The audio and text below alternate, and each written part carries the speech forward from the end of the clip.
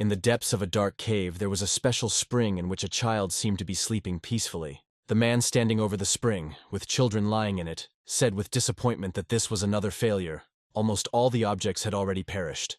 The spellcaster poured the last crumbs of his own strength into them, despite the fact that the hope for success had long since faded within him.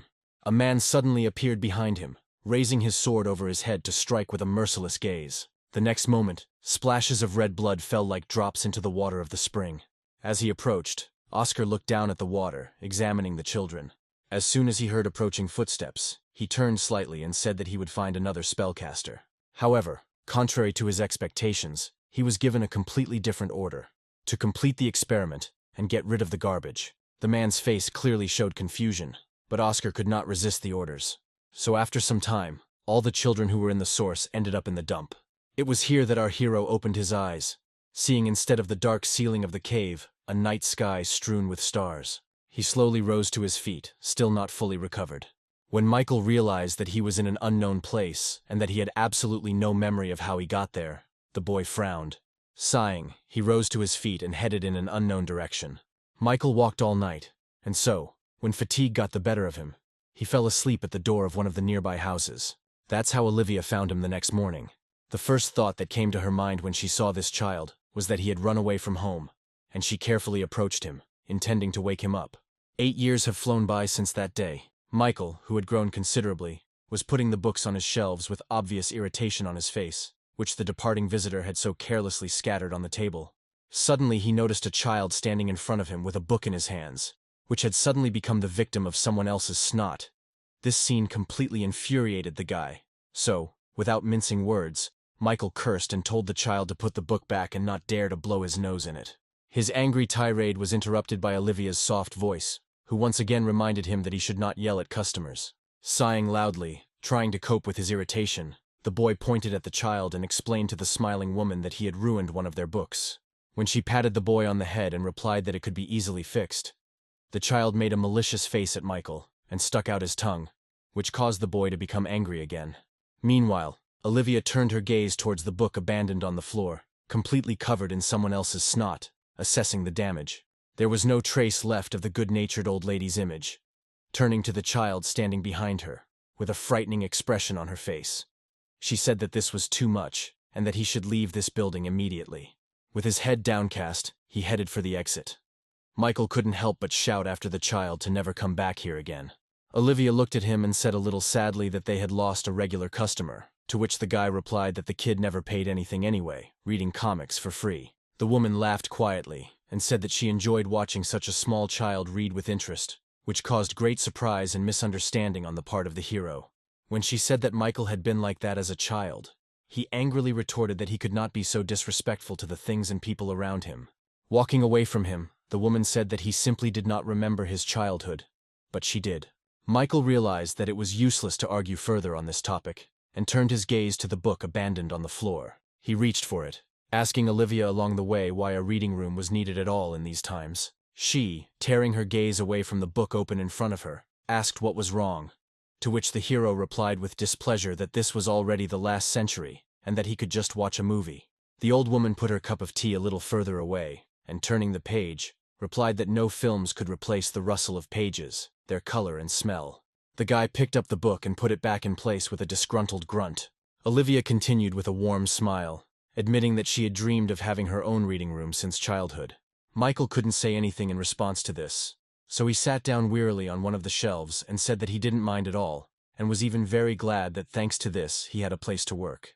Suddenly the door opened, sliding to the side. Hearing this, the hero turned his gaze towards the entrance to greet the visitor. It turned out to be an unusually tall man with a frightening expression on his face. Meeting Michael's gaze, Kyle asked him where the history books were. He pointed the visitor in the right direction, saying that it would be the last shelf on the right. Thanking him, Kyle silently headed towards the shelf he had been directed to. Michael couldn't help but be unnerved by the eerie aura surrounding the man. Olivia continued to calmly drink her tea, glancing at him from time to time. Meanwhile, Kyle reached the section of books he needed and, after running his eyes over the titles of the books, reached for one of them. Without delving too deeply, he quickly flipped through its pages, looking for the information he needed. But not finding anything useful, he threw it somewhere behind his back. The book fell to the floor with a thud, This attitude of the visitor towards books immediately infuriated our hero. Jumping up from his seat, he rushed towards Kyle, asking in bewilderment what he was doing. Suddenly Olivia came up to him and stopped him, grabbing his hand. The guy looked at her with a silent question in his eyes, and she asked Michael to calm down and not act recklessly. Her request further inflamed the storm inside him. Pointing to the guest, the hero shouted that they could not just put up with such behavior, interrupting his passionate speech. Olivia explained that the man's clothes were wearing the insignia of the SCUM mercenary unit. Kyle didn't pay any attention to them as he leafed through another book. Michael, who had calmed down a little, looked at him again and said that he was hearing this name for the first time. Olivia nodded and said that if they didn't want any extra problems, then it would be better for them not to interfere, because the people from Sura were too dangerous. Without giving Kyle the answers he needed, he threw another book on the floor. Michael frowned and pursed his lips, telling Olivia that they were her books, and it was up to her to decide. About 20 minutes later, more than a dozen books lay on the floor at the man's feet. Suddenly, without turning around, Kyle said that all these books he looked at, he was going to buy. Olivia replied that they don't sell books, they just lend them out. Still without turning around, the man said that he would pay triple the price. Olivia stepped forward a little and repeated more insistently that they did not sell books. After her words, Kyle finally turned around and walked towards them with a measured gait. He put one hand into a deep pocket, from which the rustling of paper was immediately heard. Then, with one sharp movement of his hand, he pulled out a wad of green bills and threw them in front of Olivia. The woman silently continued to look at the guest in front of her, still standing by her opinion. He said dryly, in a voice that brooked no argument, that this should be enough. As Olivia was about to answer that it wasn't about money at all, the guy standing next to her sank to the floor. Watching Michael pick up the scattered bills, she looked at him and asked in confusion what he was doing. Kyle put his hands back in his coat pockets, and without taking his eyes off the guy, said that he would come tomorrow for his books. At these words the hero froze. He jerked up and threw the money back at the man, shouting that, as had been said earlier, these books were not for sale. The woman called out to Michael in a worried voice. He looked at the visitor standing opposite him with a defiant and displeased look. For a few moments there was a tense silence in the room. Suddenly, Kyle, not used to being rejected or treated like this, raised his fist to strike. Michael didn't have the time or opportunity to dodge, so the next moment he felt a burning pain on his cheek. As he fell to the floor with a crash, Olivia screamed his name in a frightened voice. Without leaving his attack stance, Kyle said that their stupid beliefs made them make the wrong choice. Gritting his teeth in pain, Michael raised himself up on his elbows. The man headed towards the exit. Before opening the door, he took one last look at them and quietly said that they would soon regret their refusal. He left immediately after that. Concerned, Olivia gently touched Michael and asked if he was okay. He shouted irritably that he was not okay at all. The place where he had been hit hurt terribly. Afterwards, looking back at the mess around him, he addressed a couple of angry comments to the departing visitor. Olivia sighed and said that Sura was a government organization, and it was completely useless to fight them. When she looked back at Michael, she saw a strange smile on his face. In the midst of all this chaos, he had found a pleasant little thing. Before he left, Kyle had left them a lot of money. Having gone for the first aid kit, Olivia treated the guy's sore cheek, and he, having thought about what had happened once again, came to the question of why such a stern man from a powerful organization needed history books. The woman explained that Sura was rewriting history, and added in a sad voice that they had even reached their small reading room. Michael, with even more confusion in his voice, asked why they needed to rewrite history, to remove some records about themselves. Olivia looked away and replied that once upon a time, Sura was involved with something that they now desperately wanted to hide. While this is precisely what helped them to achieve their current position, they have now become a state organization, and traces of their past activities can cause them many problems. So the head of Sura began a campaign to change the organization's role in history. With these words, Olivia finished her story. Looking at Michael, she asked if he was not interested at all, and he, with an expression that said the exact opposite, replied that he was very interested. Then he asked why she didn't give back those books. The woman replied that she could not do that because these books contained facts, true history. She wanted everyone who came to her reading room to know this story. The hero asked, confused, what the point was and why she couldn't just sell them. The woman sighed and reached for a book lying nearby. She smiled and said that she had thought about it, but she still wanted posterity to know how things really were. Michael glanced at her sideways and asked her to do without moralizing. Laughing, Olivia suggested that they end it there and go home. The guy liked this idea, and, smiling widely, he stuck his thumb out in front of himself, saying that he was all for it. A little later, they took off their aprons and placed them on the table. A joyful Michael pulled on his jacket. All his thoughts were filled with only returning home, while Olivia meticulously examined his crookedly folded apron and, for the umpteenth time, made a remark to the guy about his sloppiness. She sighed and looked out the window, deeply troubled by what had happened earlier. Michael heard her quiet thoughts and, smiling, asked if she really thought that anyone cared about some small library, that the man just wanted to scare them. The woman shook her head, and then suggested that the guy go to the hospital, because that blow was too strong, to which the hero replied with displeasure that if he had been a little faster, he would have been able to dodge. Suddenly he smelled a strange smell. It didn't take him long to realize it was gunpowder.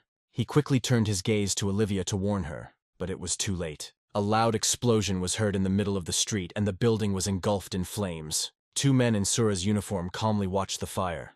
Kyle said in an even tone that it was their own fault.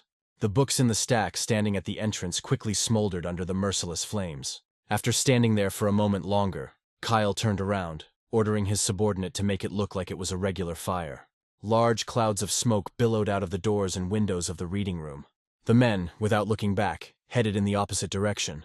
Suddenly Kyle stopped and turned slightly, glancing at the reading room. From there, with Olivia in his arms, Michael jumped out through the door. Adam's eyes widened in shock at the sight, and he couldn't help but let out a cry of surprise. Although it barely showed on Kyle's face, he too was surprised that the boy had jumped out of the flames without a hint of a burn. Once he was a safe distance from the fire, Michael lowered Olivia to the ground and knelt down next to her, hoping to bring her to consciousness with loud screams. He succeeded, and after a few moments, groaning in pain, the woman came to and asked in a weak voice what had happened. The boy closed his eyes, feeling relieved that Olivia was alive. When he heard a familiar voice behind him, he immediately tensed up and glanced at the man. He asked what kind of technique Michael used. Not getting an answer from the guy, he sighed, and said that it would be better if they burned down along with their reading room. The hero was shocked by the words he heard. Michael looked up at him with a look full of anger and asked in bewilderment how he could even consider himself a human being after this. He arrogantly replied that when crossing Sura's path, one must always be prepared for the consequences. Seeing the boy's warlike attitude, he said that it was in vain, because they would die here anyway. After these words, Michael silently lowered his head, still not letting go of Olivia. The black stripes that quickly spread across his body got closer and closer to his eyes, and next to him, a book about missing children and their spellcasters slowly smoldered. Memories of why Olivia wanted so badly to keep the books they kept flashed through the hero's mind, and her soft smile when she talked about how she had dreamed of a reading room since childhood. The stripes on his body disappeared, and his pupils were covered with a white veil. The aura around him instantly changed, and a mark appeared on his forehead. Michael slowly turned his gaze to the man in front of him and said that if anyone died today, it would be him. Adam, standing nearby, couldn't help but recognize the symbol that appeared on the guy's forehead. Kane recognized him too. He found it difficult to believe what he saw in front of him. The men were confused and did not understand at all how an ordinary boy could control the power of Asura. Meanwhile, Michael had already risen to his feet. He looked at the men in front of him with anger splashing in his eyes. The hero could not forgive them for burning down the reading room and wounding Olivia, just to erase the dark spots from their history. He asked in bewilderment how they dared to call themselves a government organization after everything they had done. Taking a step forward, he shouted that such non-entities simply could not belong to the state. Olivia did not dare to interfere, but only watched from the side with concern for him. Michael vowed to return to the people of Sura 3 times over everything they had done today. At that moment, the mark on his forehead changed color to red, and the next moment she disappeared. All the power and powerful aura around him evaporated along with this mark, causing shock and bewilderment in the guy. Olivia didn't understand what happened to him either, and Kyle's face showed mockery. Looking at Michael, he asked how, with such pathetic abilities, he decided to threaten them. Afterwards, he ordered his subordinate to teach the guy a lesson. The hero completely forgot about them. All his thoughts were about that strange power that he felt a couple of moments ago, but disappeared for some unknown reason. He was brought out of these thoughts by a searing blow from Adam's fist. He said Michael didn't have time to be distracted in a situation like this. When the boy grabbed it, a look of surprise flashed across the man's face. Something flashed in Michael's eyes for a moment. With one jerk, he threw the man over himself, driving him into the ground. Due to the enormous force of the blow, Adam immediately lost consciousness. But the hero decided not to stop there and raised his fist to strike. Then he hit the man on the head. He was able to surprise Kyle, who was standing to the side, with a similar attack once again. Michael had absolutely no idea what was happening to him, and what these strange surges of power were. Deciding not to dwell on it for now, he looked at Kyle and said it was his turn now. He chuckled and said that this was getting interesting. Afterwards, he asked Michael, smiling, if he was really so naive and thought that the glory of Sura's squad arose out of nowhere. His expression changed instantly, and a terrifying aura began to emanate from Kyle. Looming over the boy, he said that the jokes were over, and now he would show what it really meant to go against Sura. Michael perked up at his words and asked irritably if Kyle really thought he was joking here. Without straining himself at all, the man hit him in the face, replying that it only looked like a joke. For a few moments the guy fell out of reality because he did not expect such a sudden attack. Kyle clenched his other hand into a fist, saying that even if that was the case, he was very disappointed. Immediately after that he hit him in the stomach. Seeing this, the frightened Olivia leaned forward a little, shouting the name of her pupil. But he was able to quickly come to his senses and struck back at his opponent with his foot. However, Kyle managed to block it with his hands. When Michael jumped back, he even praised the guy for his good skills. The hero did not respond to his praise. The places where he had been hit were in terrible pain. His whole body was trembling treacherously, ready to fall at any moment. But he wasn't going to give up so easily. He forced himself to concentrate and continue the fight with willpower. Kyle noticed this too and chuckled, saying that it really does get more interesting each time. Michael irritably told him to shut up. Ignoring him, the man raised his fist again and said that now they would find out how long Michael could hold out. Immediately after this he struck again. This time our hero was ready for it and put up a block. But even so, the pain from the blow was terribly strong. Kyle delivered blow after blow, never slowing down for a second. Michael tried his best to keep from falling, and the force of the blows he was receiving began to press his boots deep into the ground. Even though Kyle was doing all his punches, it still felt like a sledgehammer to the hero, and now he was about to deliver the final series of blows, gathering all his strength in his fist. Then he delivered an unexpected blow to Michael's solar plexus. At that very moment, blood gushed from his mouth. Kyle said with disappointment in his voice that he had expected too much from him. Stunned by the pain, Michael could not see where his opponent was going to strike next, so the blow to his face came as a surprise. In an instant, the exhausted guy flew back and collapsed to the ground. A startled Olivia leaned forward, shouting his name loudly. But Michael was unconscious and did not hear her screams at all. She ran to him, shedding tears, praying that her ward would remain alive. Kneeling down beside him, she begged Michael to open his eyes. No matter how much she called him, the hero never opened his eyes. As if sensing the woman's mood, the sky turned gray, and drops of cold rain began to pour down. Kyle walked up to Olivia and Sam and told her to move away from the guy. She, without moving from her place, shouted that he should move away from him, and asked in bewilderment whether he really wanted to kill this child for nothing. He coldly replied that Michael had gone against Sura, and therefore against the state. Treason is punishable by death. With tears in her eyes, she said pitifully that it was just a child. Olivia pursed her lips and clutched her charge's jacket. Afterwards, she bowed low before Kyle and began to beg for forgiveness. She asked him to show mercy for once and spare Michael. Suddenly, the hero heard someone's familiar, long-forgotten voice asking how much longer he was going to lie there, and he opened his eyes. He was lying on the floor with his legs spread out to the sides. The person standing next to him advised him to go and have a good rest. Michael sighed, stood up and said that he needed to practice some more because he couldn't do anything at all yet. The hero did not see the man's face, but he felt how he smiled and advised him not to rush so much, because it is always difficult at the beginning. Michael said irritably that he had absolutely no idea what to do, and asked how it was even possible to increase the power of thought.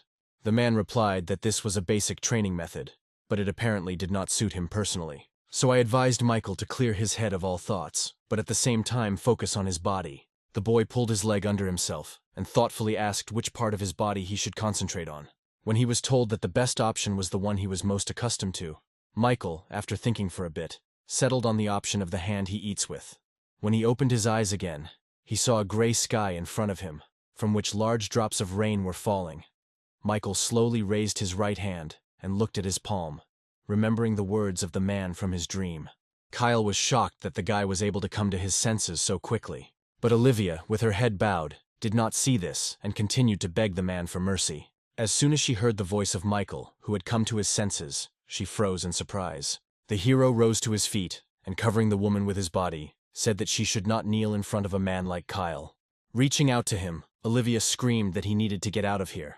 At that very moment, the mark on the guy's forehead lit up again. Michael got into a fighting stance and confidently said that he could handle it, and she just needed to believe in him. Kyle sighed tiredly, saying that he was already tired of messing around with a guy who was trying to show off his measly crumbs of Asura power.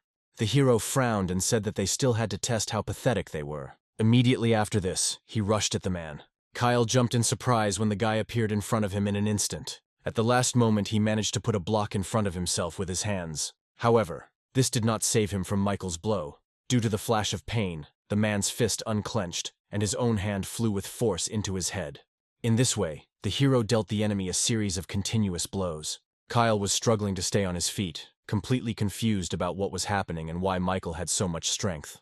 The hero, not at all out of breath, stopped and said that now he was much more pleased to look at Kyle. Hearing this, the man clenched his teeth. Then, intoxicated with rage, he swung his arm to strike and lunged forward. By striking this blow, he intended to finally end everything.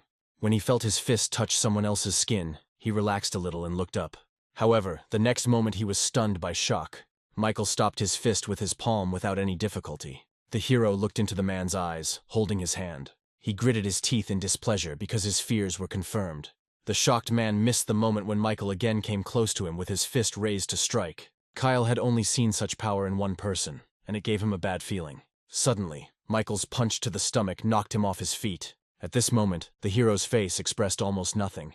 The exhausted man hung like a limp weight on the guy's fist. When Michael took a step back and pulled his hand away, the man collapsed. Realizing what had happened, Olivia quietly covered her mouth with her hand. Kyle was dead. The dark stripes that covered Michael's body began to slowly disappear. Approaching him, Olivia worriedly asked if he was okay, to which he replied that, yes, the people from Asura turned out not to be that strong. Hearing this, the woman grabbed her head and said in a resigned voice that they would never see a peaceful life again. She was silent for a few moments, considering the situation. The worried guy asked what happened and if she was feeling unwell. Olivia sighed and replied that she was fine. Then she clenched her fists and asked what Michael was going to do now. He answered without a moment's hesitation that they would repair the reading room, to which the woman shouted that she was talking about something completely different. Afterwards, she sighed again and said that he had killed the people from Sura, in response to which the hero smiled and cheerfully said that it had not been so difficult. Hearing his answer, Olivia sadly said that Michael had absolutely no understanding of the situation he was in. The guy asked her what she meant, confused. The woman's words that since he had crossed Sura, he had become an enemy of the state, sobered him up a little from the joy of victory. But the very next moment, irritation appeared on his face, and he replied that even if that were the case, they would also get it from him if they just showed up here. Olivia shouted at him not to talk nonsense. She peppered him with questions about what he was going to do alone, saying it was tantamount to suicide. Afterwards, clenching her fists, she asked him not to be stubborn and to listen to her carefully. After a short silence, gathering her strength, Olivia told Michael to leave this village immediately. The hero was shocked by her words and asked in disbelief what she was saying. She continued, telling him to go north and find Porge's squad there, because they had long been at odds with Sura and could help him. Michael frowned and asked how he could leave her and run away. Olivia replied that she would be fine and that he shouldn't worry about her. The guy shouted irritably that he didn't want to leave without her. The woman clasped her hands behind her back, trying to contain her emotions, and insistently said that he had to do it because he had no choice. Michael looked down, not knowing what to say. Suddenly, Olivia dropped to her knees in front of him, her hands still clenched into fists. Shedding bitter tears, she asked that Michael definitely survive no matter what. She didn't even want to think that he might die. Michael lowered his head, about to object, but he changed his mind and closed his eyes, sighing heavily. Resigned, he quietly said that he understood everything and would leave the village. Then he sat down next to her, asking her not to cry. In a comforting gesture, Michael cupped her fist in his hand. With determination in his eyes, he promised that he would return when he was strong enough to protect her. At the end, he added that then they would build the best reading room in the whole world, and until then she too must survive and definitely wait for him. Having said this, he let go of her hand and slowly stood up. Olivia closed her eyes, from which tears were flowing in a continuous stream. She prayed to the heavens that Michael could survive and be the one to stop Sura. The guy rushed through deserted streets filled with puddles. He rushed forward, not daring to look back, because he understood that leaving would become even more difficult. He was filled with various emotions, but the strongest of all was anger at the ill-fated organization that had deprived him of a peaceful, measured life. Milton, as usual, went out into the forest to hunt. When he went a little further than usual, something caught his attention. Looking up, he saw a squirrel sitting a couple of meters away from him. He armed himself with a stone he had picked up on the road and pulled out a slingshot. As he took aim, the boy mentally apologized to his future prey. He was about to shoot when he noticed something odd. There was a man sleeping on the ground among the bushes. Milton had to put aside his hunt and lift the stranger's heavy body onto his back. While dragging him on his back, he managed to regret many times that he had not devoted enough time to training. Milton panted, wondering if he should call his sister. But he quickly dismissed this option out of concern that something might happen while he was walking with the guy on his back. Lost in his thoughts, he completely failed to notice the tree roots beneath his feet. So the next moment he stumbled. Milton, along with our hero, fell to the ground. Due to the fall, Michael finally came to his senses and opened his eyes. From there, the two of them came to a small forest village. There Milton fed and watered his guest. Now that all the energy he had spent had been replenished, he beamed and shouted that it was much better this way. Milton, who was watching him, propped his face up with his hand and said that he was surprised. Thought that Michael was wounded, but as it turned out, he had simply fallen asleep. The hero smiled and apologized for misleading him. Remembering that Michael had previously said that he had come from the south, he thought about it and said that it was a long way from here to the nearest city in the south. Milton could not help but wonder what had brought the hero here. Hearing this question, Michael hesitated before answering, thinking about what exactly he should say. Afterwards, he said that his words might sound strange, and he admitted that he was being followed, so he walked along forest paths, where there was less chance of meeting people. The hero understood how suspicious his words might sound, so in order not to be misunderstood, he added that he was not a bad person. However, as soon as he looked at Milton's face, it immediately became clear that he had already made hasty conclusions about him. Not knowing what words to use, Michael said that he knew what was going through Milton's mind, and assured him that he had no intention of harming him. He sighed and said that he believed him, so Michael could calm down. He then added that, summing up his story, he could assume that Michael is some kind of serial killer that everyone is looking for. The hero sighed wearily, tired of proving something, and reached into his pocket. Then he put a couple of green bills on the table, saying that even though it wasn't much, it should be enough for the food. He also asked Milton to tell him where the nearest store was. Before he went further, he needed to buy a couple of things. The guy sitting opposite him couldn't help but let out a surprised sigh. Noticing this, the hero looked at him strangely, waiting for an answer to his request. Milton covered his mouth with his hand, and said with admiration that Michael was a very good person. Afterwards, he promised to take him to the right place, and our heroes left the building. After 2 hours of walking, Michael stopped and thoughtfully said that the place they needed was somehow too far away. In response to this, Milton said that they were already taking the shortcut and would soon be there. Coming to his senses, he said with a wide smile on his face that they had never met, after which he gave his name. He also said that this year he will be 14, and that despite his age, he has been a hunter for a long time. When Milton asked about Michael, he replied that he was probably around 18 now. Meeting the question in the guy's gaze, the hero explained that he had no memories of his childhood, and the old woman who raised him gave him his name. So they walked on, talking about themselves, when suddenly Milton told him that many people had already gotten lost in this forest. When Michael asked if there was anyone dangerous there, the guy replied that he didn't know for sure, but there were rumors of kidnappers who attacked travelers traveling alone. The hero smiled at his words and said that since they were going together, there shouldn't be any problems. Milton looked at him thoughtfully, agreeing with his words. Suddenly Michael stopped, belatedly realizing something. He turned his worried gaze to the boy walking next to him, and asked how he could walk here alone if it was dangerous. He smiled and assured Michael that everything was fine, since he had been coming here for 3 years already. After his words, the hero became wary, and asked how the kidnappers had not caught him in 3 years. Milton ran forward, and interrupting him, shouted that now he was more worried about him than about himself.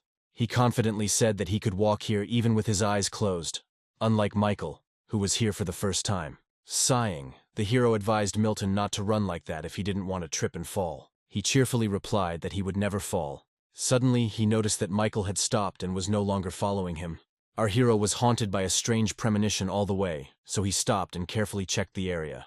He noticed one pursuer in the shadow of a tree on the right. Then he imperceptibly turned his gaze to the other side. And there too, behind the rocks, I discovered another one. Turning his gaze back to Milton, he asked if the kidnappers they were talking about were a group of 2. He thought about it and replied no. Hearing this, Michael became even more wary and looked around again, trying to figure out how many enemies there were and where they were all hiding. Milton, who managed to get the mask out of his backpack, answered the question that tormented our hero, saying that it was a group of 3 people. He was the last member of the kidnapping group. Michael was puzzled by this information. The next moment, a man wearing the same mask came out from behind the tree and shouted that their youngest was good. He had already managed to bring 2 this week. The girl behind the rocks replied that that was all he did, so it was natural that Milton should do the job assigned to him perfectly. The object of their discussions sighed with displeasure and said that it was quite offensive, because they didn't know how difficult it was to bring people here. When the boy praised Michael's excellent instincts, he only frowned more, and Milton went on to say that no matter how good they were, it was too late, because no one would help him here. At this moment, the bandits surrounded the hero from 3 sides. Milton took some blue fruit out of his backpack and said that they had no time to waste, and it was time to get down to business. Having said this, he squeezed the fruit and a strange smell began to ooze out of it. At this point, Michael, with difficulty containing the irritation that was rolling in, said that he was already in a bad mood because of Sura's members, and now they were doing it too. The man behind him scratched the back of his head and said that he shouldn't be so angry. Suddenly a smile appeared on his masked face, and he asked with a mocking voice if Michael was offended by any chance. In response, the hero only punched him in the face. The man instantly passed out after the blow. Michael tugged at his mask, removing it from his face. As soon as she was in his hands, the man collapsed to the ground. Milton, clutching the fruit and horrified, almost leaned forward towards his partner. Smiling unkindly, Michael said that they needn't worry. He would definitely return the gas mask later. A confused Alexa yelled at Milton to burst the fruit. He was in no hurry to carry out her order, and turned his worried gaze to the unconscious Wilhelm. When Alexa repeated her words with irritation, the hero asked them to wait a little while he also put on a gas mask.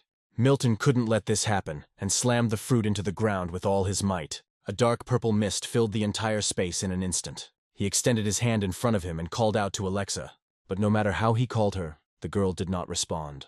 Suddenly someone's shadow appeared behind him. The next moment, a hand emerged from the fog. When Michael's hand grabbed Milton's head, he was caught and slowly glanced away. His eyes widened in horror as he realized that our hero was standing in front of him. However, the next moment, a mocking look appeared in his eyes, and he asked Michael if he really thought he could win. At that moment, Alexa emerged from the fog and rushed at the hero. Feeling something was wrong, the hero hurried to turn around. A loud explosion was heard a couple of kilometers from the place of their fight. Milton, who was at the epicenter of what was happening, was thrown aside by a powerful wave. As soon as the gust of wind died down, he shouted at Alexa to be careful and not kill their target. He didn't expect to see Michael survive this attack. The hero blocked the blow with his hand and said that they were messing with the wrong guy. Alexa immediately stepped back. She had guessed the guy's strength after he took out Ed with 1 blow, but she never thought that Michael would be able to block her sudden attack. She cursed under her breath, cursing Milton for bringing the monster to them. The hero, meanwhile, looked at his right hand, covered with black stripes, and noted that he could already control his hand quite well. So now he decided to try to check his left one. Concentrating on this, our hero completely forgot about his opponents. Coming closer, Alexa tried to attack him again, but Michael managed to duck at the last moment. Afterwards, he clenched his fist, and preparing to strike back, apologized, saying that it would be a bit rude. Immediately after this, he came very close to the frozen Alexa. Just before Michael could strike, a rock hit him on the head. Turning around, he saw Milton standing nearby with a slingshot in his hands. He asked him with a threatening voice if he was really asking so veiledly to deal with him first. If so, he will do it with pleasure. Suddenly, one of the parts of someone else's gas mask flew past him. The next moment, Alexa's fist froze right in front of Michael's head. He didn't have time to understand what had happened, when suddenly he was overcome by a strong weakness. He lost consciousness and collapsed to the ground. Alexa breathed a sigh of relief, saying that it was dangerous, but she was lucky that her opponent turned out to be such a fool. When the hero came to, he found himself in a dark room. He looked around to see what kind of place this was. Suddenly he heard someone's voice behind him suggesting that they take a break for a snack, since they had been working very hard today. Turning around, he saw a familiar figure approaching with a small table in his hands. Michael couldn't believe his eyes. Olivia stood in front of him.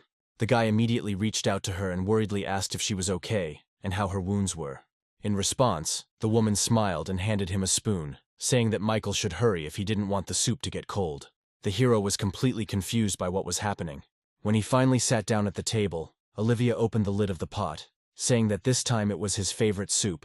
Hot steam began to slowly rise into the air, and the next moment, Olivia's vision dissolved right in front of Michael. The hero frowned, trying to understand what had just happened. But he was not allowed to immerse himself in his thoughts when another voice called out to him, familiar from somewhere in the distant past. The girl standing in front of him called him Demian, and asked what he was doing there. To this, Michael replied that his name was different. The girl tilted her head to the side and asked with displeasure if he was pretending because he didn't want to train. Then she extended her hand, telling the hero to stop acting like a fool and stand up. But Michael did not touch the hand extended to him, repeating once again that his name was not Damien. The girl just looked at him silently for a few moments, and then asked if he was sure about it. Michael replied that he was 500% sure, and that she had confused him with someone else. Then the girl sat down opposite him and, pointing somewhere ahead, asked what was there. The hero turned around to understand what exactly the stranger was pointing at. Behind him stretched a whole crowd of strangers crying and screaming for help.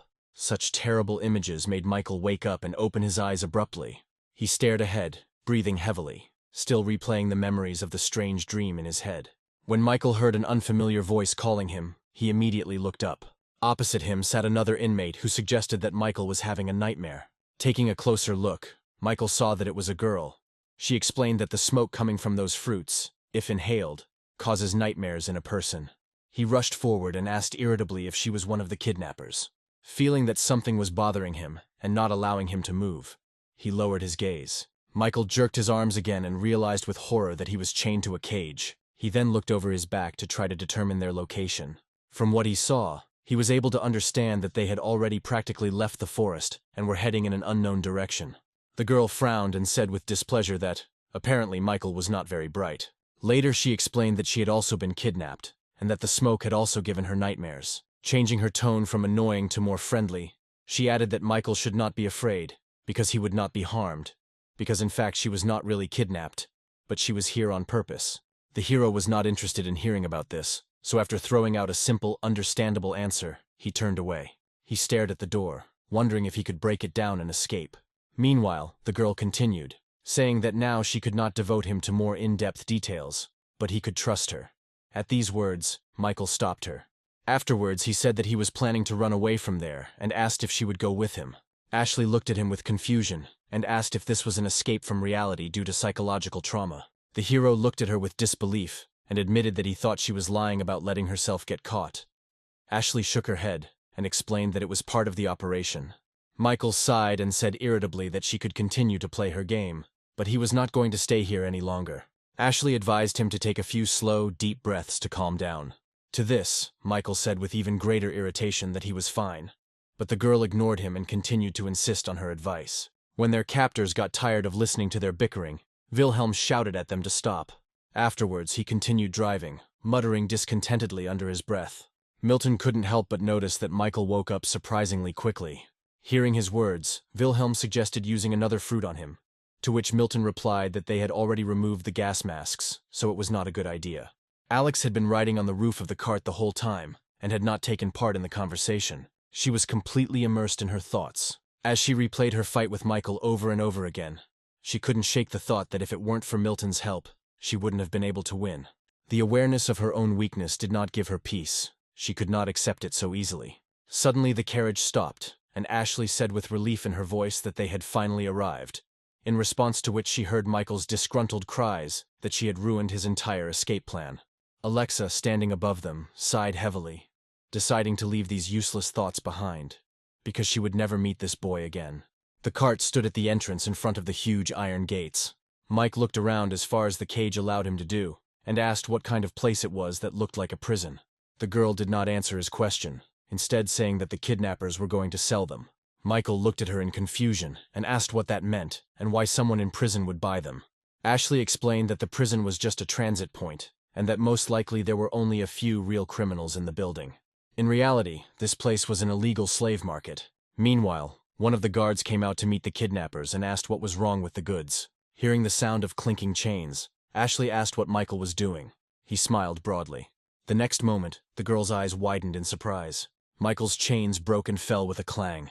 Afterwards, he explained that he was simply following the 36th stratagem, the best of all flight. Looking at her, he urged the girl on, saying that if she wanted to get out, they should act without delay. Contrary to his expectations, Ashley refused his offer, saying that she was staying and he could do whatever he wanted.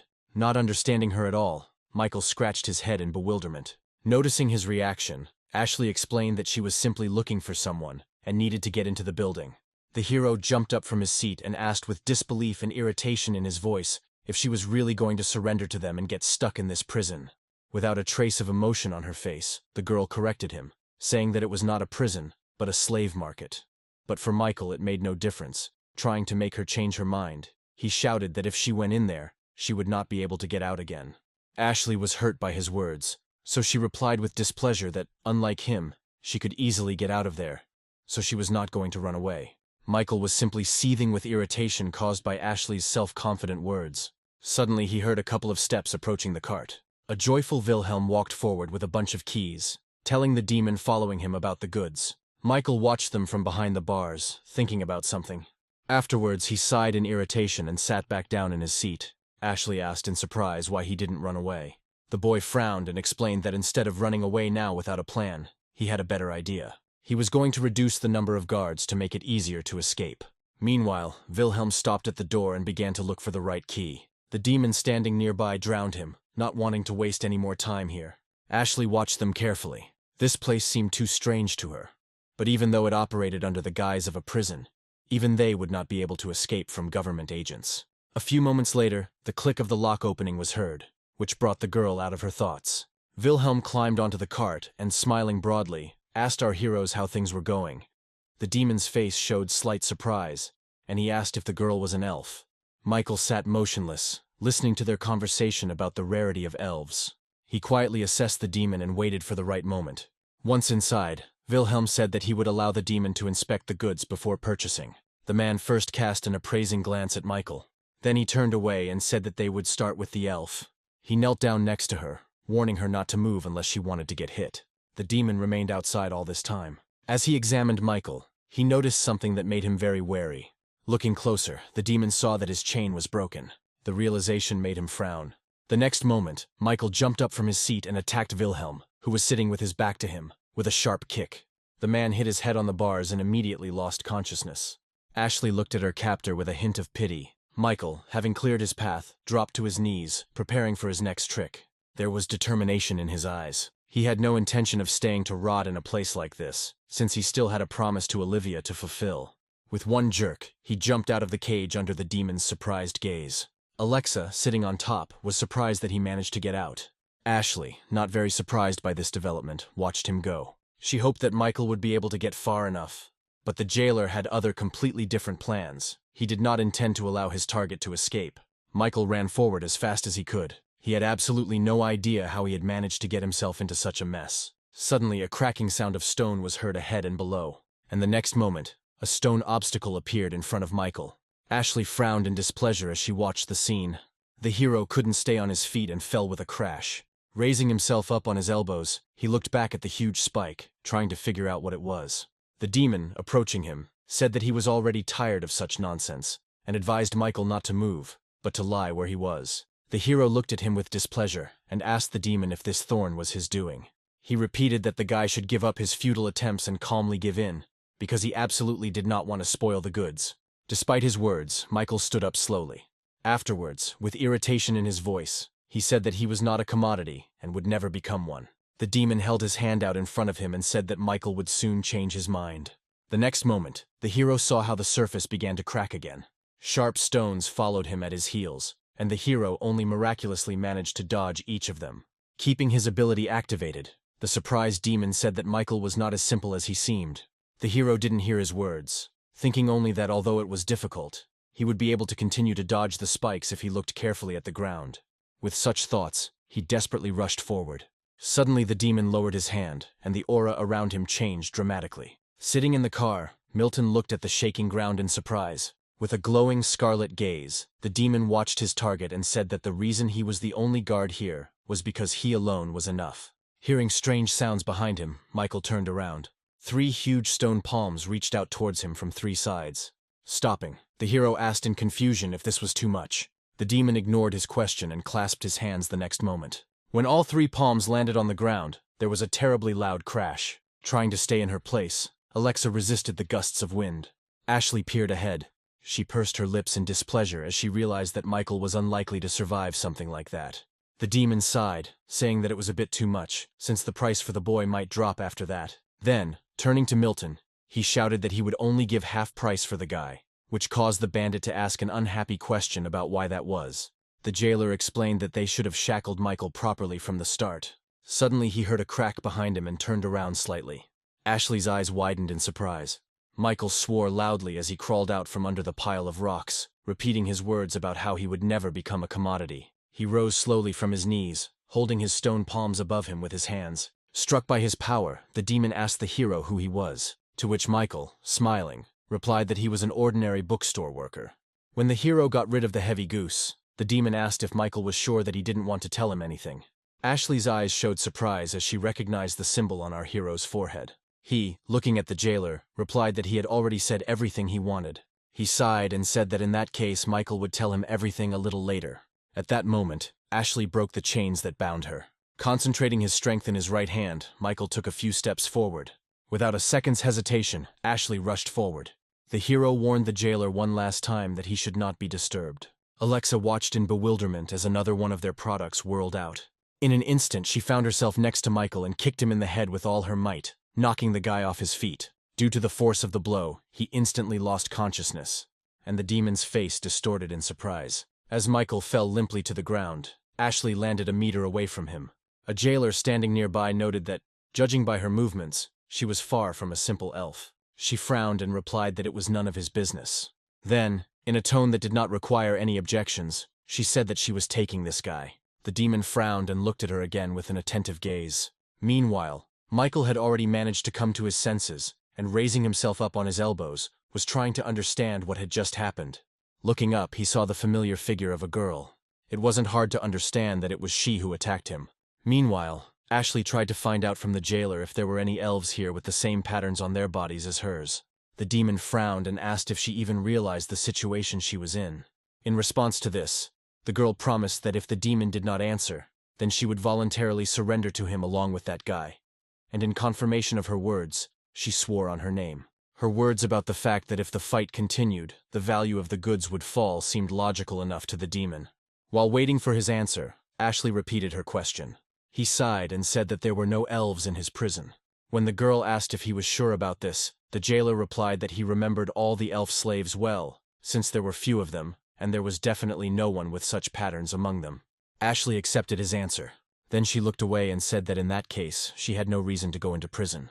Hearing this, the demon became furious and reminded her of the oath he had recently taken. Ashley, slowly rising to her feet, lazily said that if he wanted her name, she could give it to him. Then, with confidence in her voice, she said that she was taking Michael with her. The demon looked at the elf standing in front of him with bewilderment. Still sitting in the car, Milton had completely lost track of what was going on here. When Ashley was called from behind, she turned her gaze towards Michael. He said contentedly that if you hit someone in the face, you must apologize later. In response to his words, Ashley appeared in front of him in an instant with her fist raised to strike. Michael didn't even have time to understand anything when the girl's fist stopped a centimeter from his face. The elf quietly said that she would definitely get him out of here, so now it would be better for him to remain silent and, having gathered patience, wait until she sorted everything out. With distrust in his voice, the hero asked why she suddenly decided to help him. When the girl swore on her name, Michael irritably shouted at her not to make a fool of him and that he would never trust anyone so easily again. Ashley sighed in displeasure and stood up from her seat, saying that then she would have to prove it. The aura around her became more dangerous, and changes began to occur with her palms. The demon, standing in his previous place, tiredly asked if they had finished talking. Ashley, who had approached him, answered that they had. The jailer sighed and asked if she had changed her mind. She just stopped in front of him without saying a word. The demon took this as an answer and again held his palm out in front of him. The next moment the earth shook and began to crack. Several dozen stone spikes rushed towards Ashley. A moment before, she activated her special ability, Dragon Skin.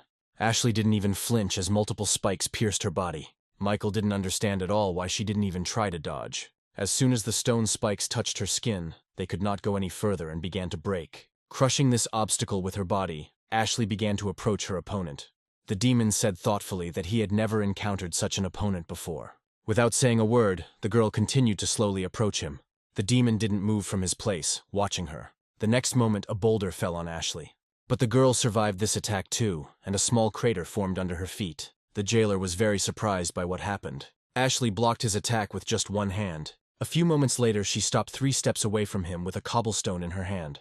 Afterwards, I asked if that was all he could do, or if there was anything left. He, without taking his eyes off her, said that she possessed incredible strength and asked what group of mercenaries she belonged to. Ashley replied that she didn't belong to any. After thinking for a moment, he asked if genealogy really had nothing to do with it. The elf was clearly hurt by these words, so she angrily shouted that this was no longer his concern and threw the boulder back at him. The stone knocked the demon off his feet and flew high into the air. Having broken through one of the walls of the top floor of the prison, the boulder flew into it along with the demon. The hero was amazed by what he saw. He came to the conclusion that he shouldn't quarrel with this girl if he didn't want to lose his life. Meanwhile, Ashley approached the guy and called out to him, saying that it was all over and that they could now go. Michael said hesitantly that she was too dangerous, so he would do it himself. Ashley interrupted him, saying that she would guarantee his safety and promised to let him go after she checked something. Then she extended her hand to him, waiting for the guy's answer. Seeing the wariness and doubt on his face, Ashley swore on her name that she would not break her promise. Michael had no choice but to agree, because it was better than staying here alone, and it was unlikely that he would be able to escape from her. That's why he took the elf's hand.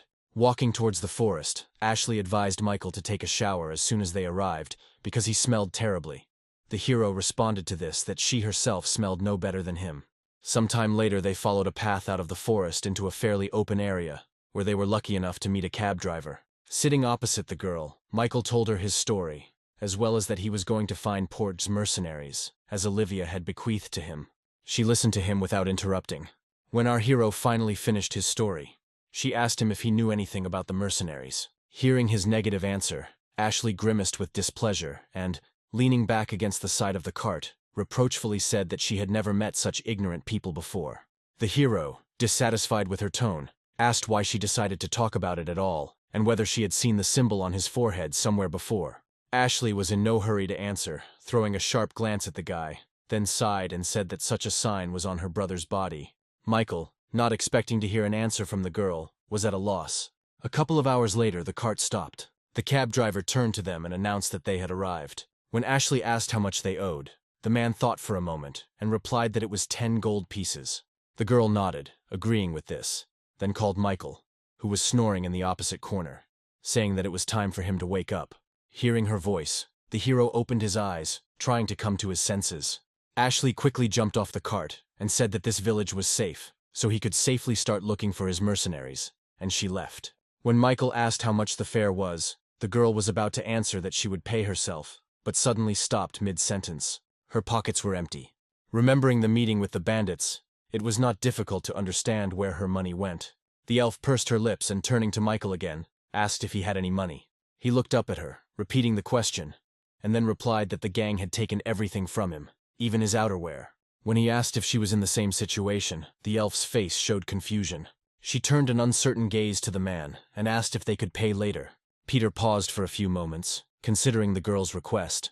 Afterwards, he angrily blurted out that they shouldn't take him for a fool, but should pay immediately. So now our hero was washing the man's dishes, constantly turning over in his head the question of how he had gotten into this situation in the first place. Peter, sitting on the sofa with a newspaper in his hands, shouted at him to wash the dishes more thoroughly and not break anything. Afterwards, the man turned his gaze to the elf washing the windows, and, in an equally grumpy tone, ordered her to wipe the glass better, without leaving streaks. Ashley just snorted in displeasure at his words.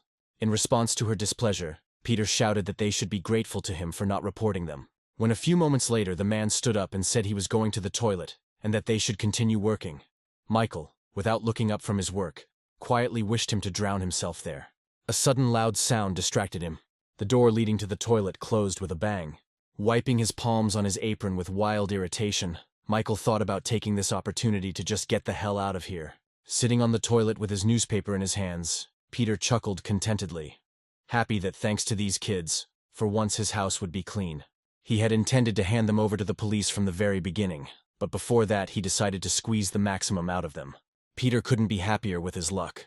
While thinking about this, he caught a glimpse of a strange article. The man, interested in this, unfolded the newspaper and began to carefully read the letters written there. As he learned, the article reported on the brutal attack and murder of 2 mercenaries from Asura. Immediately after the fire started in the nearby reading room, the criminal disappeared without a trace. A little further down in the article it was written that since the criminal was very dangerous, if he was discovered it was necessary to immediately report him to a government agency. The next moment, Peter's face showed bewilderment, and he, not believing his eyes, ran his eyes over the page again.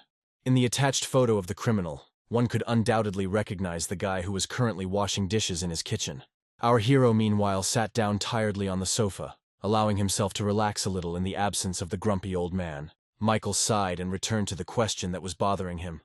How was Olivia doing now, and whether she had been able to hide for the time being until everything calmed down? Suddenly the toilet door swung open, and a man appeared on the threshold and called out to the guy furiously. Michael, who had been listening carefully to the sounds around him the entire time, shouted irritably that Peter should flush before going out. When the man asked our hero's name, he was taken aback by the suddenness of the question. Excited, Peter repeated his question.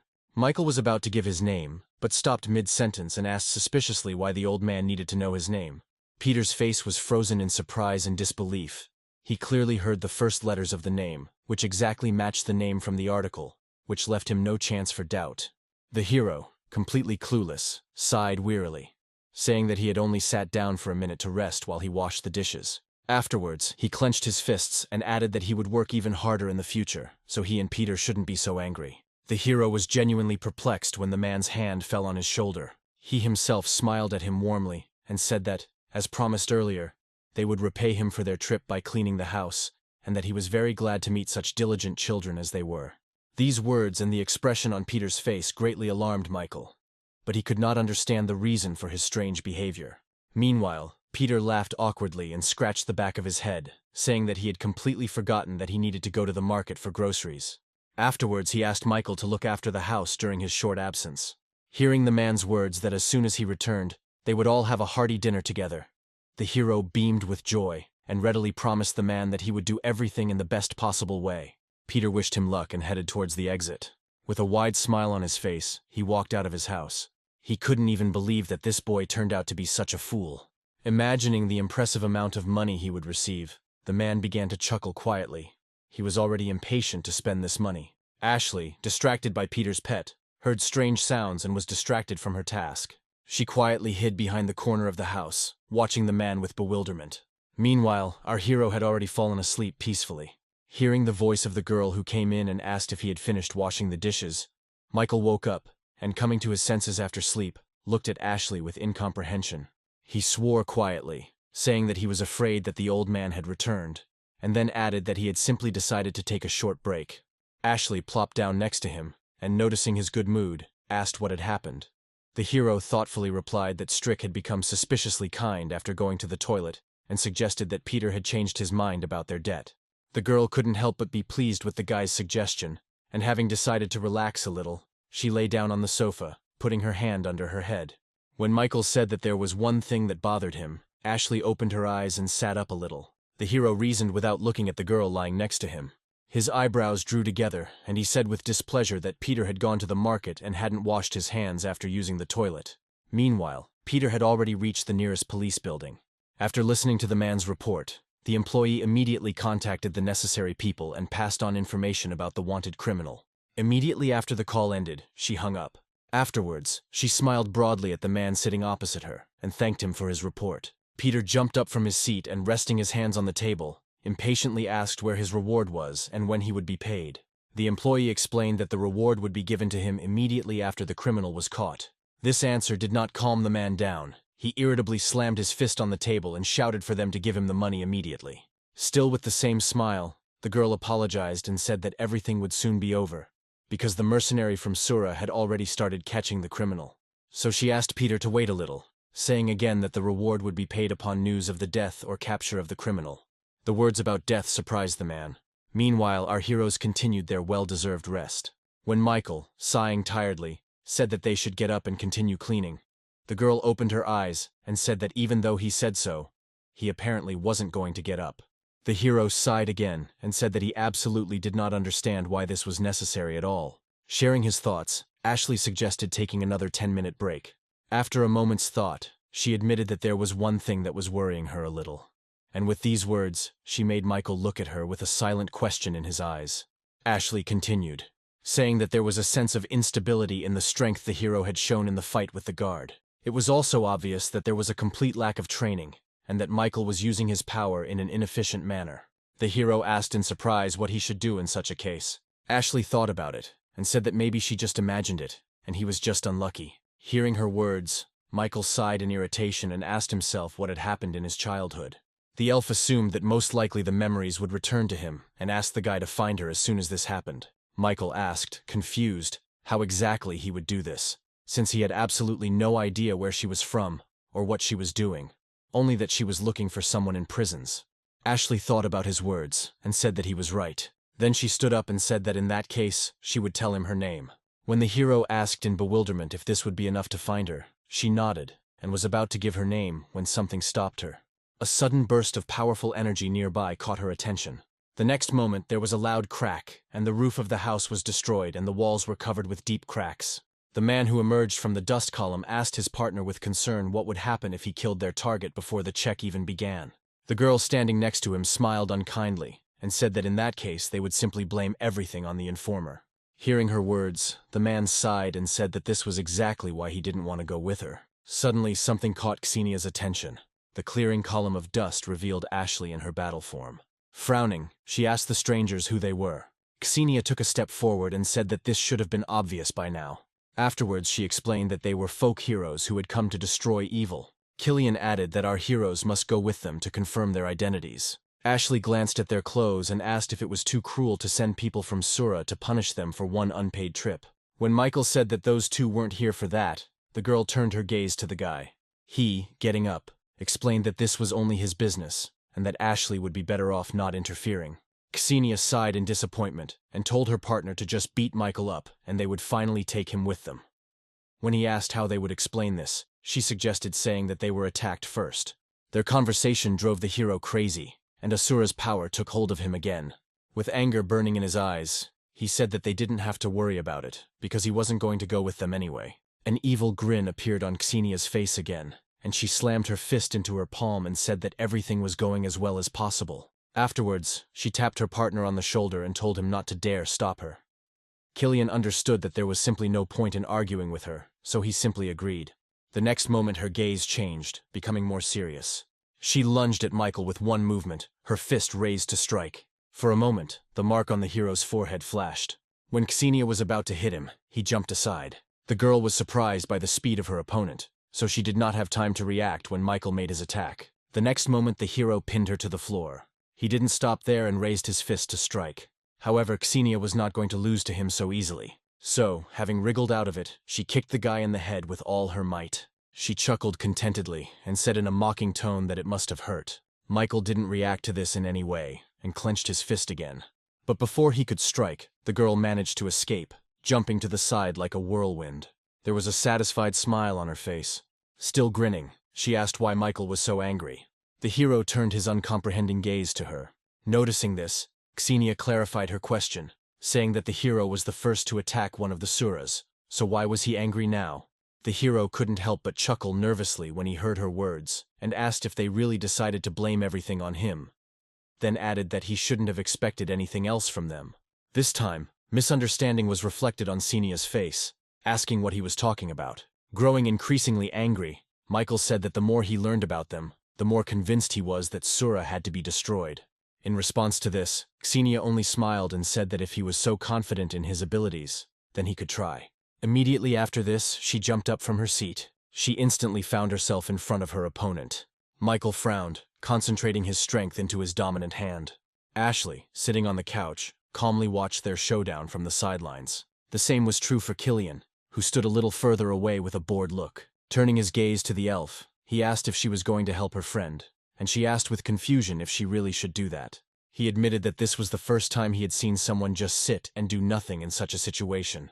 Still confused, Ashley asked what she had to do with it, to which Killian replied that she was an accomplice. The girl sighed and said that she had nothing to do with the guy, and thought that they were attacked because of the unpaid trip. Hearing this, Killian relaxed a little. Coming closer, he sat down on the sofa next to her, and said that in that case he would not interfere. He assumed that there might be problems with this elf, so he decided to lull her vigilance first. Moreover, now he was worried about something completely different. Namely our hero. Kyle, who miraculously survived, told him that he had seen with his own eyes nothing other than the true power of Asura. He also told about the mark of forbidden magic on the forehead of the guy who uses this power. But that time, Killian didn't believe his brother's latest nonsense, and, throwing him a warning glance, reminded Kyle not to blab about that day left and right, because, besides that, their people also died there. As Killian headed for the door to leave, his brother called out to him and said that everything could still be fixed. He suggested getting rid of Michael, if he couldn't handle his power. Then it would be as if nothing had happened. But the top brass shouldn't know about it. Otherwise, the consequences would be terrible for everyone. Killian listened to his brother, not giving his words much meaning. But today, the mercenary had to believe his brother's words. Before, he couldn't even think that the day would come when his incompetent brother would be useful. Killian was determined to get rid of Michael today, no matter the cost. Meanwhile, during this battle, our hero more or less got used to controlling his strength. But there was something that made him very wary. Michael didn't understand why. Even when he used his power, he was significantly inferior to Xenia. He took a deep breath, forcing himself to pull himself together, because if he lost, it would be the end for him. With such thoughts, the hero closed his eyes, trying to concentrate. The girl who was watching this asked in bewilderment if he really wanted to fall asleep. A few moments later, Michael's eyes snapped open, feeling a new surge of energy inside him. There was a loud crack inside the house, after which one of the walls was instantly destroyed. Xenia, laughing joyfully, shouted that Michael was full of surprises. For a moment she even managed to get scared. Feeling a burning sensation on the hand that was held out in defense, she looked down at the wound in bewilderment. Our hero slowly emerged from the column of dust. Ashley, noticing the changes in the guy, slightly flinched in surprise. Xenia cautiously asked the enemy approaching her who he even was. Afterwards, she looked closely at his changed appearance and asked doubtfully if he was Asura. Surprise flashed across his face, covered in his own blood. He sighed and said that he had been told once before that he looked like Asura. Immediately after these words, he rushed towards his opponent. Although he was moving at high speed, Xenia was not just a mercenary either, and was able to block his blow in time. The girl gave Michael a serious look and said that he couldn't be a real Asura. When the hero's face showed confusion, she explained that there was only one Asura on this continent. In response to her words, Michael smiled and said that she was always talking about whether he was Asura or not. Still with the same maniacal smile as he struck the girl, he shouted that it had absolutely nothing to do with her. After thinking about his words, the girl said that it really was none of her business who exactly Michael was. Her words left him puzzled. The next moment, the girl's appearance changed, and with a terrifying smile on her face, Xenia explained that in any case, Michael would die here. Meanwhile, on a completely different part of the continent, Olivia was frantically sorting through books, looking for the notes she needed. Suddenly, on one of the pages, she noticed a familiar symbol that she had seen on her pupil's forehead. After reading more about it, she learned that it was a symbol of forbidden witchcraft. She also remembered the words of one of Sura's mercenaries that Michael looked like Asura. Based on this information, the woman assumed that the mercenary decided that at that moment, Michael was using forbidden magic, which was the power of Asura. There was no doubt that all this was somehow connected with the head of Sura, Barkhan, who possessed the same power. As she thought about this, Olivia tried to remember the details of her first meeting with Michael 7 years ago. At that moment, Matt came to her and reminded her with displeasure that she should rest more. The woman ignored this and asked how things were going in the city. As he approached, the guy replied that everything was the same. People from Sura were still roaming the city and advised Olivia to spend some more time here, trying not to go out unnecessarily. She smiled softly and thanked him for his help. Coming to her senses, Olivia asked if Matt had heard anything related to Michael. He scratched his head guiltily and replied that there was no news. Hearing this, the woman sighed and turned her gaze back to the pages of the book. She hoped that her fears were unfounded and that Michael was now in a safe place and was doing well. Struck by the changes in his opponent, the hero simply froze in place, and taking advantage of this, Xenia attacked. The impact was followed by a loud explosion. Michael could not have foreseen the presence of such an ability in the girl. Suddenly, Xenia moved behind him. But the hero reacted in time and hit her in the face with his elbow. The mercenary did not give up. She extended her palm to the guy, concentrating her power in it. And the next moment, a powerful explosion enveloped Michael's body in scarlet flame. Despite this sudden attack, he managed to remain conscious and survive. Clenching his fist, he rushed through the flames towards the mercenary. She again put her hand in front of her and mockingly said that he was just a loser. Following these words, a powerful explosion thundered throughout the village. Xenia still stood, holding her hand outstretched in front of her, amidst the blazing fire. Smiling crookedly, she said that she hadn't had this much fun in a long time, and thanks to this, she finally felt rested. The guy who sat on the ground didn't react to this in any way. Without taking her eyes off him, Ksenia asked if he had anything to say in the end. But Michael lost consciousness and did not hear her at all. Killian, watching this, thought with a bit of relief that now it was all over. Its primary purpose was accomplished, because there are no more traces left in the world of what happened that day. But there was one last detail that he had to sort out. The thoughtful man turned his gaze to the elf. He did not understand at all why she was doing nothing when her accomplice was being killed right before her eyes. Feeling his gaze on her, Ashley looked back at him. He, not noticing anything suspicious, stared at her puffy cheeks, assuming that the girl hoped to avoid problems with the help of cuteness. But literally the next moment his eyes involuntarily began to close. And finally, Ashley's plan worked. Killian fell to the floor unconscious. Still holding her breath, the girl pulled her leg towards her, amazed that the mercenary had been able to hold out for so long. Then she pulled out a blue fruit from her trouser leg, which she had previously managed to steal from the bandits. Ksenia came close to him, but the hero did not see this. He only breathed heavily in his sleep.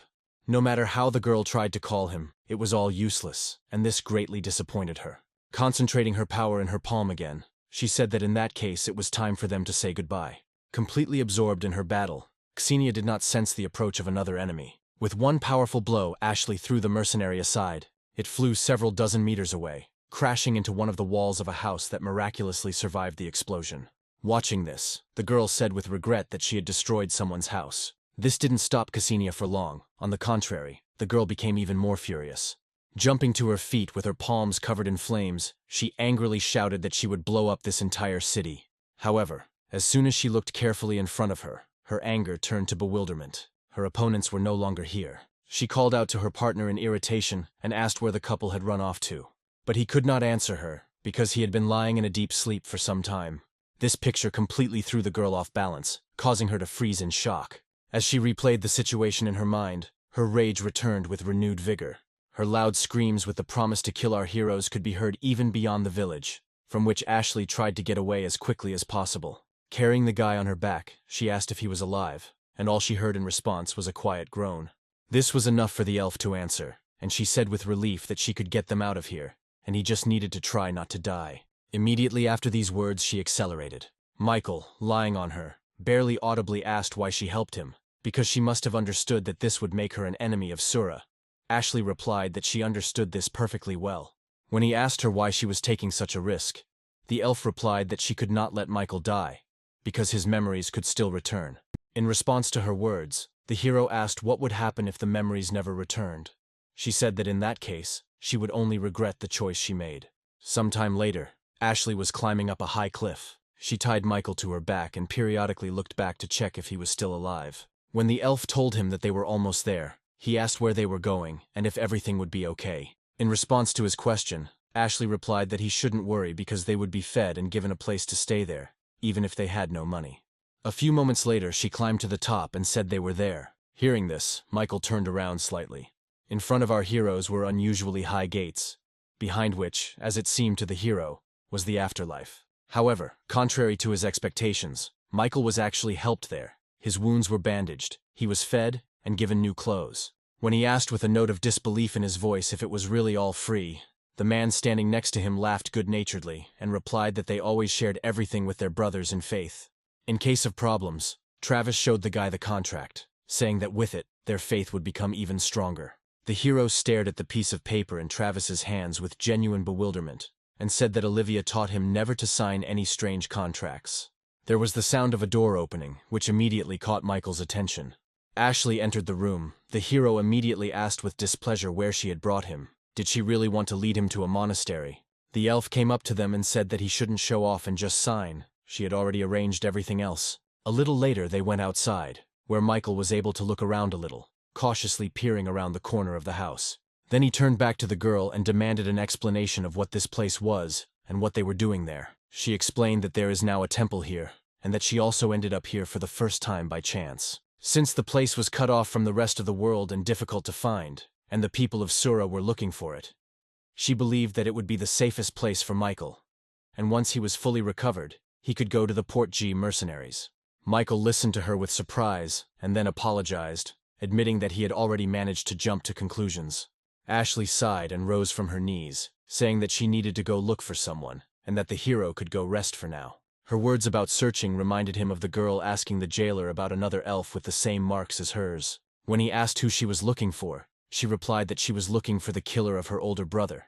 She said that her brother was traveling with a friend, only the brother died, and his friend disappeared, and no one knows where he is.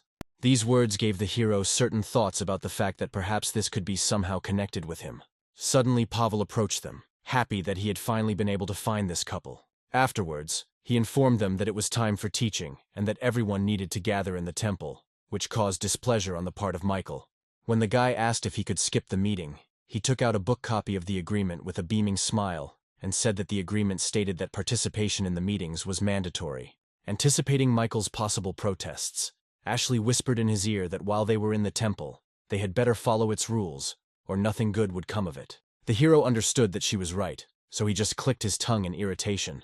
So a couple of minutes later, everyone gathered in the main hall, where the training usually took place. The abbess, sitting in front of the novices of the temple, told them about the mission that lay on their shoulders and why they needed to constantly train their minds and their bodies.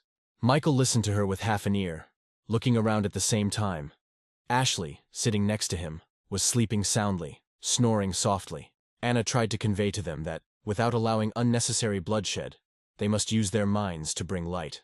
Suddenly the woman opened her eyes and glanced at the novices. She noticed the newcomer in the person of our hero right away. Grimacing, the abbess asked Michael to stand up and come to her, saying that his energy was too chaotic. Some of the novices sympathetically patted him on the shoulder, deciding that they were going to expel him, while others, smiling, said that a blessing awaited him. Hearing the noise, Ashley woke up and, opening one eye, asked if it was already time for lunch. When Anna looked at her closely, she was very surprised. In contrast to Michael, Ashley's energy was incredibly strong. While she was thinking about such an unusual combination, the hero had already stood up and approached him. After apologizing, Michael said that although he was told to come, he was completely healthy and did not need any cleansing. Anna sighed and objected that whether the hero needed it or not was something only she would decide. Immediately after these words, she pointed her palm, covered in various symbols, at the guy. An invisible stream of energy was absorbed into the bandaged mark on the surprised Michael's forehead. The hero looked at himself and asked if that was all, to which the abbess replied that she would regulate his energy and asked him to remain in place and not to twitch. Afterwards, she closed her eyes again and said that with such chaotic energy, it would be difficult for Michael to control his mind. Suddenly the woman frowned, feeling something strange. A few moments later, Anna opened her eyes and thoughtfully said that it was the first time she saw two energies existing in a person. Not understanding what this meant, Michael assumed it must be great. The abbess shook her head slightly and explained that the boy's original energy and the energy brought in from outside could not coexist in one body, because one energy destroys the other. Ashley, who had been listening attentively to the entire conversation, asked which of the two energies was winning now. The woman, without taking her eyes off Michael, said that, to her regret, the guy's original energy was being destroyed, and the 3 heads and 6 arms that she sees above him were without a doubt the embodiment of Asura's energy. The hero, who had grasped the essence, frowned and asked what would happen if his energy was completely absorbed. Anna admitted that although she was seeing something like this for the first time, she could still give a clear answer. Those who, for whatever reason, completely lost their energy, without a single exception, died. Ashley wasn't surprised by this answer because she had suspected something like this. Peter, who returned home, immediately fell to his knees in shock. He refused to believe his eyes. Nothing remained of his house except stone rubble. The man turned around with a furious look. He quickly glanced at the 2 mercenaries standing nearby. Without holding back at all, he shouted out that it was all because of them. Instead of catching the criminal, they had destroyed the old man's house and asked in bewilderment where he should live now and who would compensate him for the damage.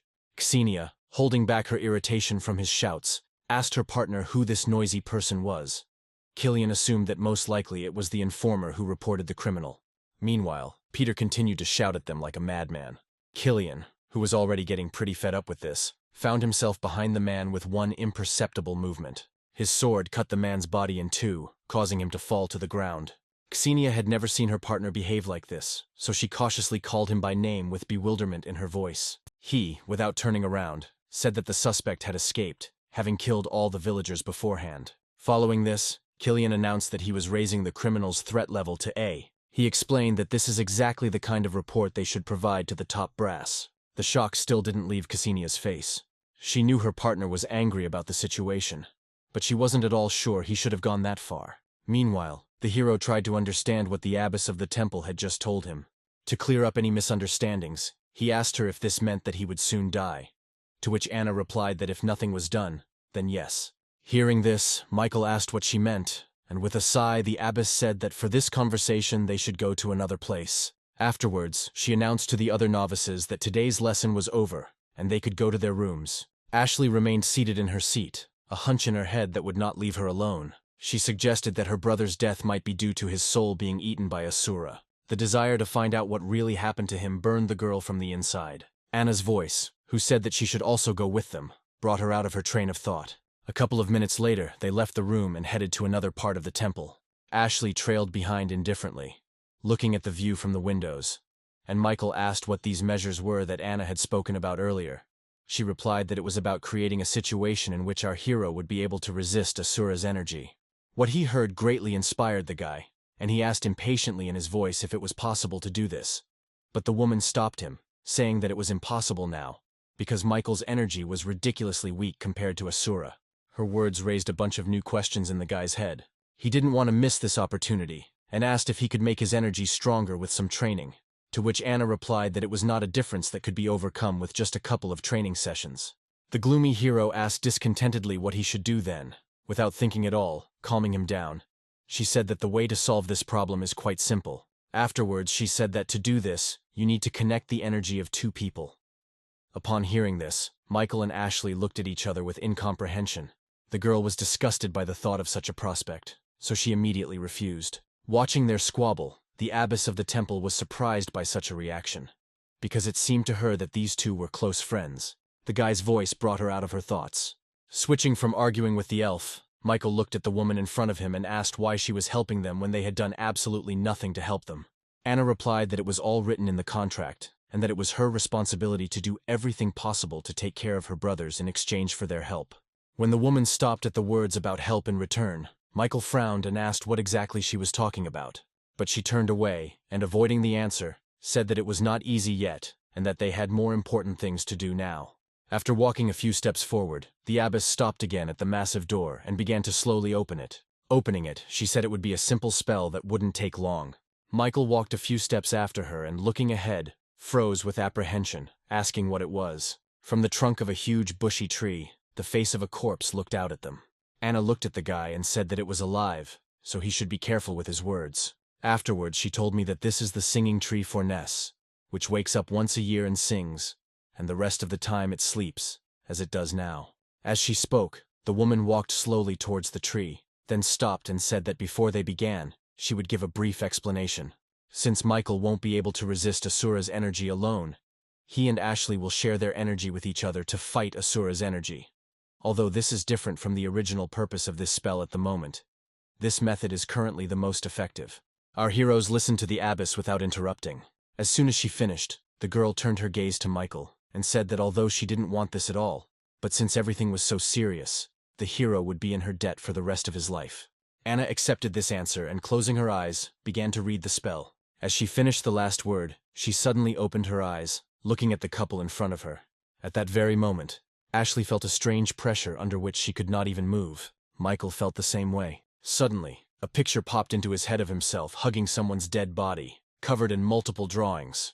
On the stranger's forehead was depicted the same symbol as he himself. The bitter feeling of losing someone close to him tore at his feelings, and tears flowed from his eyes. Suddenly the vision disappeared, and Michael came to his senses. It seemed to him as if he himself had experienced this tragic moment. Wiping away his tears, he looked at the girl standing next to him, and, remembering her words about his brother's death, he realized that these were her memories. The guy had no doubt that this was a side effect of the fusion of energies, and he was interested in whether she would be able to see his memories. But when Ashley caught his gaze on her and asked him in confusion why he was looking like that, Michael realized that she hadn't seen anything. A few moments later, the green stream of energy surrounding them died down, and the abbess announced that that was all, also warning that the further they were from each other, the weaker the effect of the spell would be.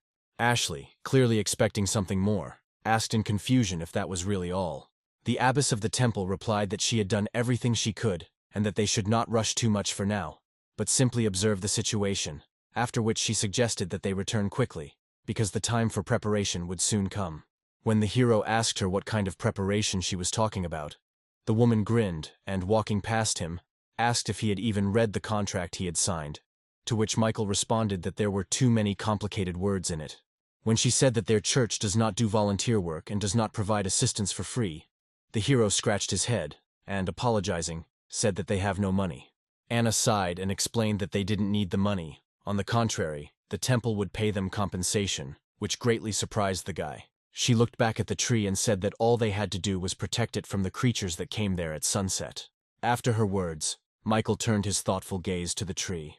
An hour later, Pavel met our heroes at the designated place and said that he was the commander of the 8th detachment.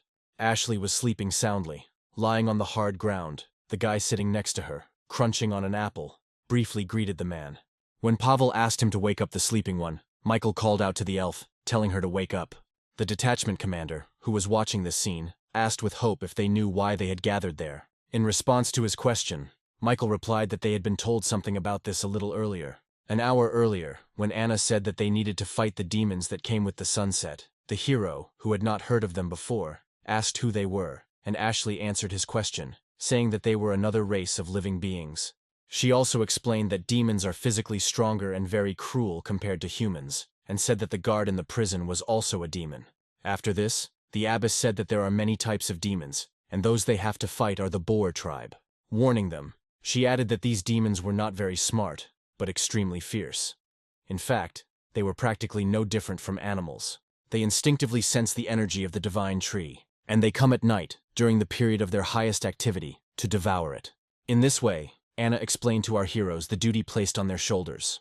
She also explained the reason for the existence of their temple. Now, remembering that moment, Michael began to have some suspicions. He was sure that since they fed, clothed, and were even willing to pay him, then the task of protecting the tree was, in all likelihood, not an easy one.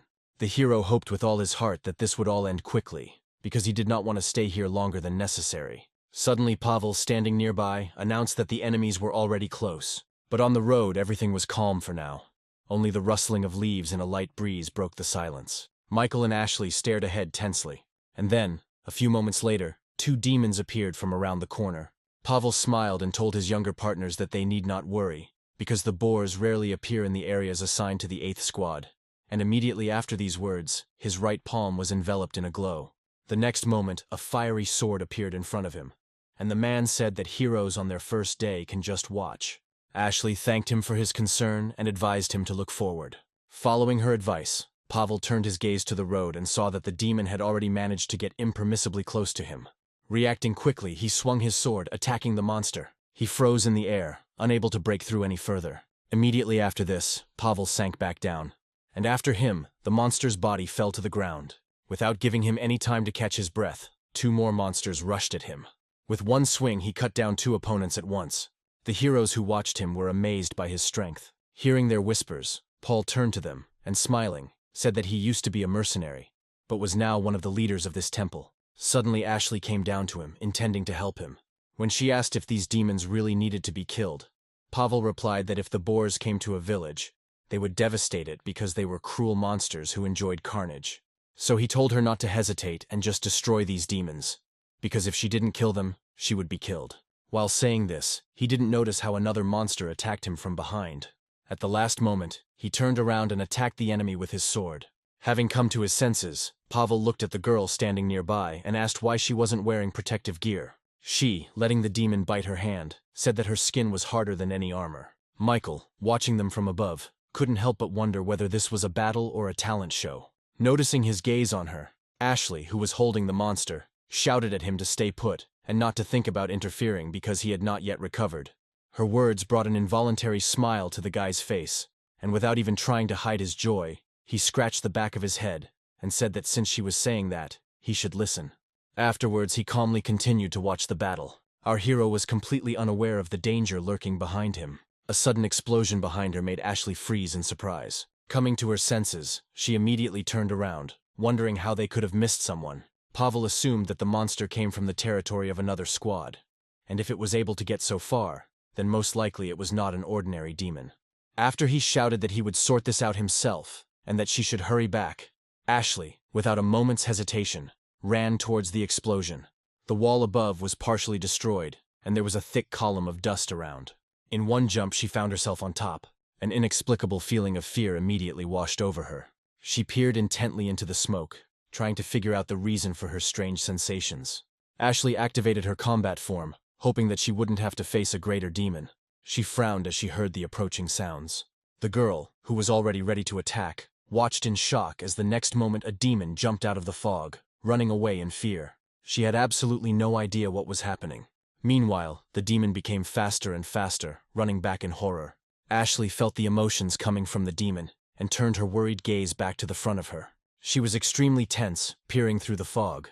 A few moments later it cleared a little, and she saw Michael's face and the strange blue head of the monster.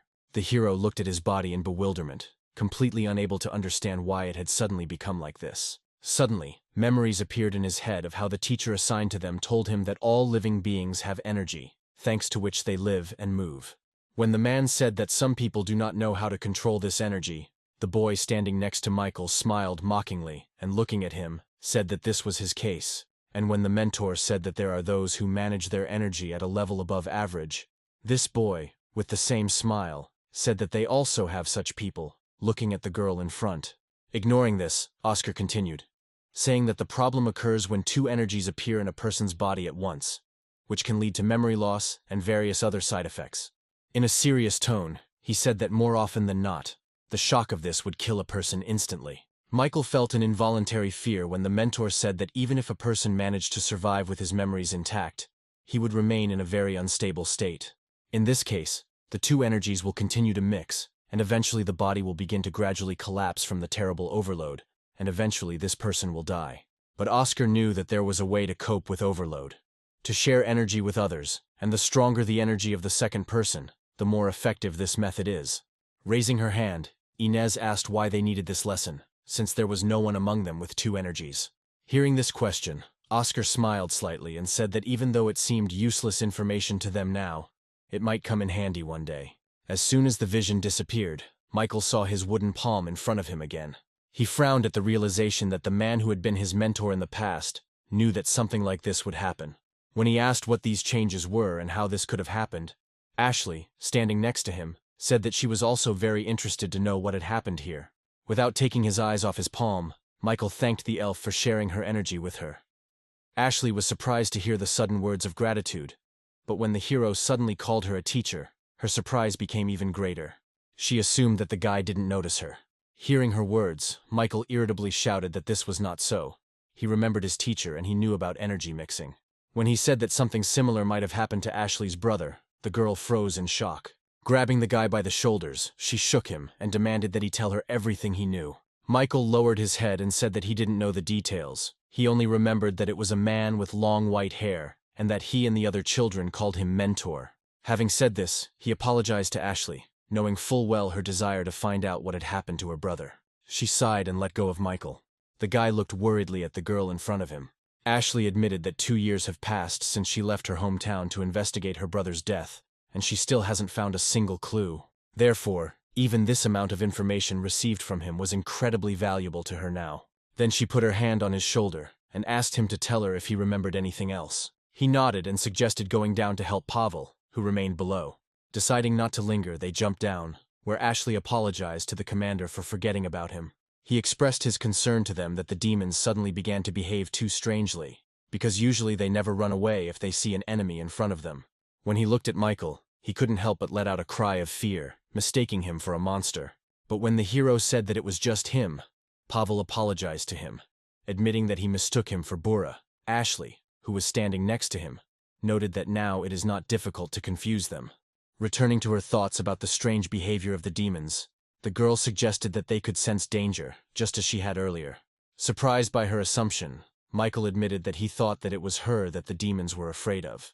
Ashley sighed and noted that although the hero worked in a bookstore, he was completely clueless. Afterwards, she explained that the demons were afraid of her and Asura, who is also a demon. As soon as the guy heard that he was the reason, he pointed at himself in bewilderment and asked again if it was really he who drove away those demons. Standing to the side, Pavel looked thoughtfully at this couple. He was very worried that the boars had escaped so easily, because it was completely unlike them. Suddenly, Michael called Ashley and said that she was right. Demons sense each other. Pavel looked at him with a silent question in his eyes. Meanwhile, the hero continued, saying that 2 demons were now heading here. Ashley sighed and said that if there were just the 2 of them, it would be easy enough. The hero shook his head and said that these demons seemed a little different. Having said this, he turned his gaze to the ledge ahead, and suddenly loud explosions were heard not far from there. At that moment, Michael felt something strange. When something flew at him at high speed, he barely managed to dodge it. Worried, Pavel called out to him, shouting for him and Ashley to get out of there. The hero, looking warily ahead, said that there was no need for this. He had no doubts that after such a blow to the mountain, Ashley, who approached him, confirmed his thoughts. But the hero was worried about something completely different. Earlier he had felt a completely different energy of the demon. His words led the girl to the assumption that in that case he did not come here himself, but was simply abandoned. The commander, standing a little further away, assessed the situation, and having come to a disappointing conclusion, said that their affairs were bad, because it could be a high-level demon. Calling upon his sword again, Paul said that they were only newcomers, and it would be better if they went back to the temple, and he would sort things out here himself. He also asked to tell the abbess about the appearance of a high-level demon upon his return, but Michael, who approached him and put his hand on his shoulder, interrupted him. Afterwards, without a drop of conviction in his words, he admitted that he did not remember the way back. Pavel sighed and, turning to Ashley, told her to take her partner back. But the girl, imitating the hero, said that she also did not remember the way. When she added that there were 3 demons this time, the captain turned around. 3 shadows were approaching them at high speed. When they landed, a tall column of dust rose into the air again. Peter covered his face with his hands, protecting himself from the sand and small stones flying at him. But when he opened his eyes, he was very surprised. The militant Michael stood a little ahead and said in a decisive tone that since neither of them remembered the way back, it would be Pavel who would have to return to the temple.